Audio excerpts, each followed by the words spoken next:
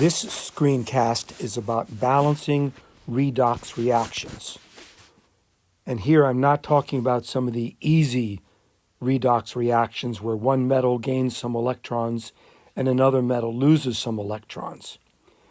This is for those redox equations that you can't just look at by inspection and a little trial and error and get it to balance. Balancing redox reactions requires you to also balance electrons and charges, not just atoms. Not only is mass conserved, which means atoms must be the same on each side, but charge must be conserved as well. Electrons cannot be created nor destroyed any more than the atoms can. Now, the technique that I have developed that works well for me and that I teach is outlined right here. It's different than the one in any textbook because I've never seen this technique before since I invented it. Basically, it says that you're going to balance 5 different things. And in step 1, you're going to balance the atoms involved in oxidation reduction. Just those atoms, none of the other atoms, which of course means you have to identify which atoms are involved in redox, which means you have to assign the oxidation numbers. And assigning oxidation numbers to everything in the equation is how all the techniques begin. After you balance the atoms that are involved in redox, then you balance the electrons by using coefficients to make sure you have the same number of electrons gained and lost. In step 3, then you can balance the atoms that are not involved in redox, not counting hydrogen and oxygen, which you'll take care of later. In step 4, you're going to balance the charge. You might have anions, you might have cations on both or either side of the arrow. The charge has to be balanced. The same amount of charge must be on both sides. Now you only need step 4 if you have a net ionic equation. If you don't have a net ionic equation and none of the particles, none of the species in the equation are ions, then you don't have to worry about step 4. And by the way, if you do have a net ionic equation, you probably won't need number 3, step 3, because probably the atoms not involved in redox were spectator ions, and that's why they're not there. The last thing in step 5, you use water in order to complete balancing. And I'm going to do 3 examples. In this first example, trying to balance the oxygen gets kind of tricky. And you'll notice in this first example, there's hydrogen on the left side, but there is no hydrogen on the right side. How are we going to handle this? Well, here's what we're going to do. As always, we begin by assigning oxidation numbers. Free elements are 0, +1. Oxygen is a -2, and you've got 3 of them. Nitrogen has got to be a +5. I'll try that again. In sulfur dioxide, you've got 2 -2s for the oxygen, so sulfur's a +4. Oxygen's a -2, and nitrogen here would be a +2. So when we identify the atoms that are involved in redox, you'll notice that my sulfur is going from a 0 to a +4, and you'll notice that the nitrogen is going from a +5 down to a +2. So sulfur and nitrogen are being redoxed. Oxygen and hydrogen are not. Now, step 1, balance the atoms involved in redox.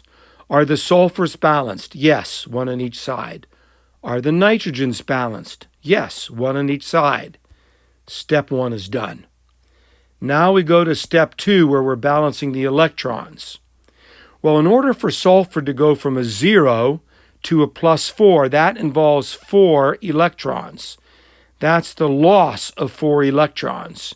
And of course, the loss of electrons is oxidation.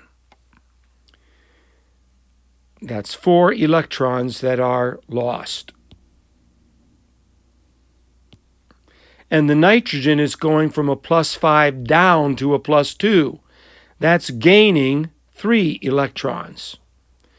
So the sulfur is losing 4, and the nitrogen is gaining 3. And of course, gaining of electrons is reduction. How do we balance these electrons? Well, the smallest number that 3 and 4 go into is 12. So if I talk about gaining or losing 12 electrons, I need to multiply the half reaction of sulfur by 3, 3, 3, and my 4 becomes 12. And I'm going to multiply the nitrogen half reaction by 4. 4, 4, and 4 times 3 is 12. So now I've gained 4 electrons and I've lost 4 electrons. Electrons are balanced. And of course, if you think about it, you probably never would have guessed to use these coefficients through trial and error. Now, step number 3, balance the atoms that are not involved in redox, not including hydrogen or oxygen. And we don't have any of those, so step 3 didn't even apply. Step 4 is about balancing charges. And none of these particles are charged. There's no anions or cations. This is not a net ionic equation, so this step didn't apply either. So now we come to step 5, which is where we balance the hydrogens and the oxygens using water. So here I'm going to take a bit of an inventory. I've got my hydrogens on one side. I've got my oxygens. And this is going to be on the left side of the equation. This is on the right side of the equation. Right now, on the left side of the equation, you'll notice I have 4 hydrogens. Let's change color here. I have 4 hydrogens. On the right side of the equation, I don't have any hydrogens. On the left side of the equation, you'll notice I have 4 times 3, which is 12 oxygens. On the right side of the equation, I have 3 times 2, which is 6, plus 4 times 1, which is 4. 6 plus 4 is 10 oxygens. In other words, I need 2 more oxygens to get up to 12, and I need 4 more hydrogens to get up to 4. I need 4 more hydrogens, and I need 2 more oxygens. And if you think about it, 2 waters added to the right side will give me my 4 hydrogens and my 2 oxygens. So we add my 2 waters, and there is my balanced equation.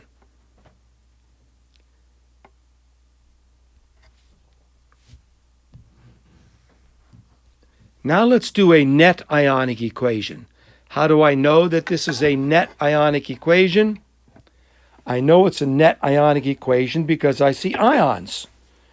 I see the perchlorate ion right here. I see the iodide ion. I see the chloride ion. And you also notice an additional piece of information. This reaction is in an acidic solution. If it's in an acidic solution, it means I have some H pluses in excess. Or I could talk about having H3O pluses in excess. Later on, when I do the next redox reaction, if I'm in a basic solution, I have an excess of hydroxides, which I can use to balance the charge.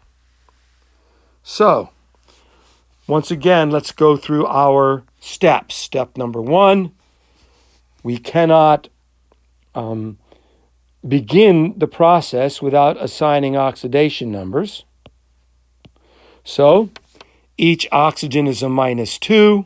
I've got 4 of them. Chlorine must be a 7, so that 7 plus 4 negative 2's gives me the -1 charge of the anion. Iodide is a -1. Chloride is a -1 because the oxidation number is equal to its charge. Iodine here is 0. So I've identified that my chlorine is going from +7 to -1. My iodine is going from -1 to 0. So the chlorine and the iodine are being redoxed. I need to balance them.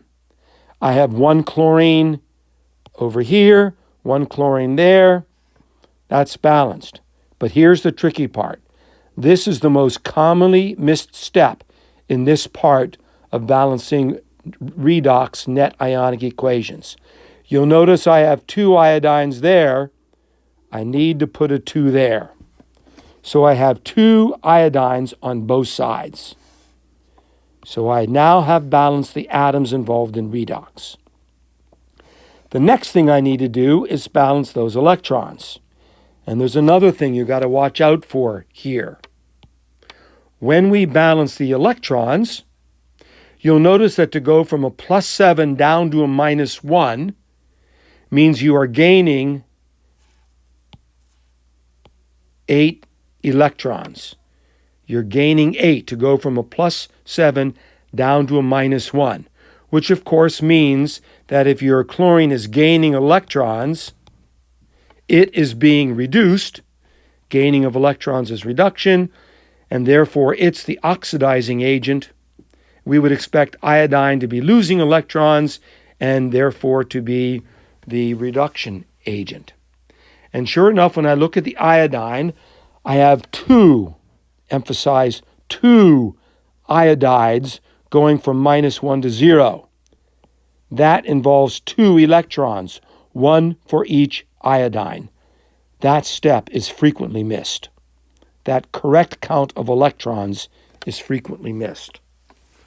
So in order to balance my electrons, I need to multiply the iodine half reaction by 4, because 4 times 2 will give me 8 electrons. So 4 times 2 here gives me 8, and yes, we are changing the coefficient for the second time. 4 times 1 is 4, 4 times 2 is 8, and now I have 8 electrons being gained and 8 electrons being lost. So I can check off that step. The third step is to balance the atoms not involved in redox, not counting oxygens or hydrogens. And as is very frequent, this is not applicable here because we don't have any of those atoms. So when I come to step number 4, now we have to balance charge. And balancing charge means I have to balance the charges of the particles, the charges of the ions. So up here I have 1 particle with a -1 charge. I have 8 particles with a -1 charge. On the left side I have a total charge of -9. On the right side, I have 1 particle with a negative charge, and the iodide molecules doesn't have any charge. So on the right side, I have a total charge of -1. Now, in order to balance this equation in an acidic solution, in order to balance the charge, I'm going to balance the charge with my hydrogen ions. If I have 8 hydrogen ions, 8 H pluses over here, that means I'm going to have a +8, and now I've just balanced the charge on the left side and the right side by adding those 8 hydrogen ions. Incidentally, if I would have added 8 H3O pluses, I would have accomplished the same thing. But as you might suspect, it's going to require me to put an additional 8 waters on the other side of the arrow. We now have balanced the charge, and now we're going to talk about balancing the hydrogens and the oxygens, step 5. Let's do an inventory. Hydrogens, oxygens, and these are atoms now, on the left side and on the right side. On the left side, you can see I have 8 hydrogens, which I added in step 3. On the right side, I don't have any. On the left side, I have 4 oxygens. On the right side, I don't have any. So I need 8 hydrogens and 4 oxygens on the right side. And we can accomplish that with 4 waters. So if I add 4 waters,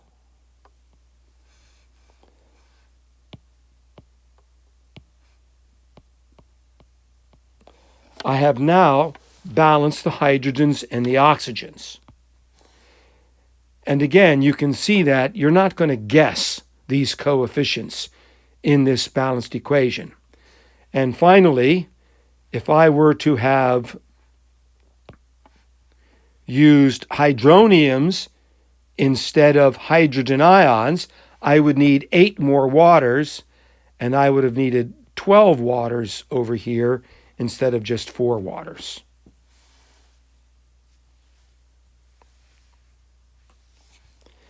The last reaction that I want to do is to do a net ionic equation that's in a basic solution, which means I have some extra hydroxides floating around to take advantage of later on when I balance the charge. But the first step, as always, is to assign the oxidation numbers. Each oxygen is a -2, manganese is a +7, because 7 and 4 -2s gives me the -1 charge. It's easy to miss that. Iodide is -1, oxygen is -2, there are 2 of them, manganese is a +4, oxygen is a -2, there are 3 of them, iodine has to be a +5 in order to equal that negative charge. So, when I identify the atoms involved in redox, which is step 1, manganese is going from 7 to a +4. Iodine is going from -1 all the way up to a +5. So let's balance the atoms involved in redox. We have 1 manganese, 1 manganese, 1 iodine, 1 iodine. I don't need to do anything extra. Atoms involved in redox are balanced. 2, let's balance electrons. Manganese is going from a +7 to a +4. That's a gain in 3 electrons. And of course, the gaining of electrons is reduction. Meanwhile, my iodine is going from -1 headed all the way up to +5. That means I've got 6 electrons involved. And the way you become more positive is to lose electrons. So that's being oxidized. My iodine is being oxidized. It is the reducing agent. My permanganate ion is being reduced. The manganese is being reduced. So the permanganate ion is the oxidizing agent. Remember, it's the entire species that is the agent, not just the element in that species. So how do I balance 3 and 6? And the easiest thing to do here would be to multiply the iodine half reaction by 3, or I should say the oxidation half reaction by 3. Multiply that by 3. Oops, I said that backwards. I want to multiply the reduction half reaction by 2. My bad. Multiply it by 2. If I multiply that by 2, 2 times 3 gives me 6. Multiply that by 2. Now I have 6 electrons being gained, 6 electrons being lost. I'm done with that. Step 3. Balance the atoms not involved in redox, again, holding the hydrogens and oxygens to last. And of course, there aren't any. Doesn't apply.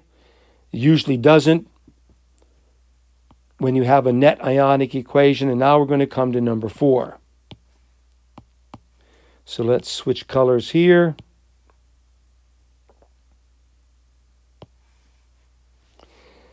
Number 4 is where we balance the charge.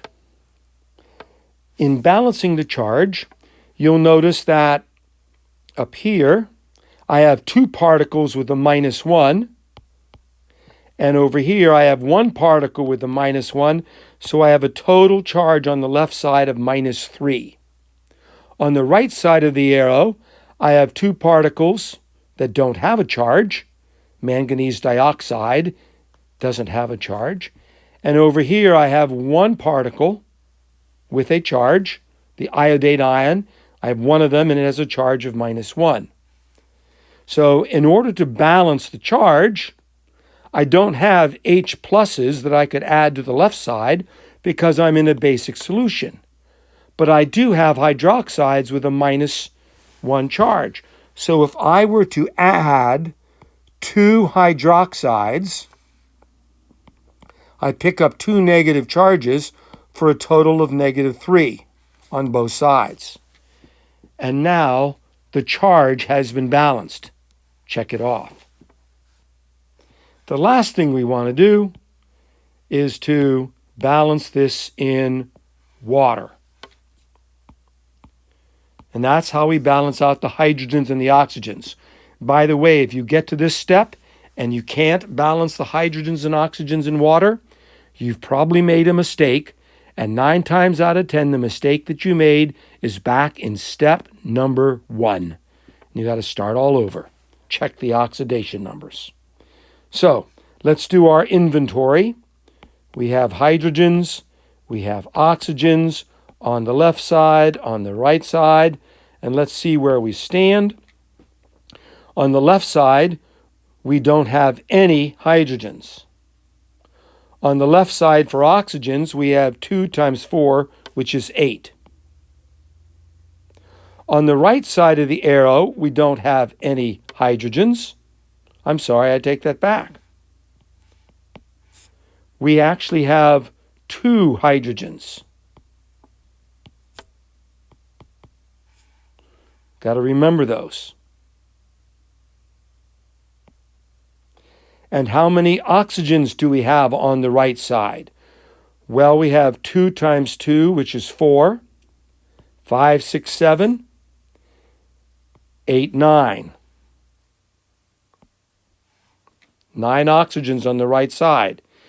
So you can see I'm missing 1 oxygen, I'm missing 2 hydrogens, and we can take care of that by adding a water over here.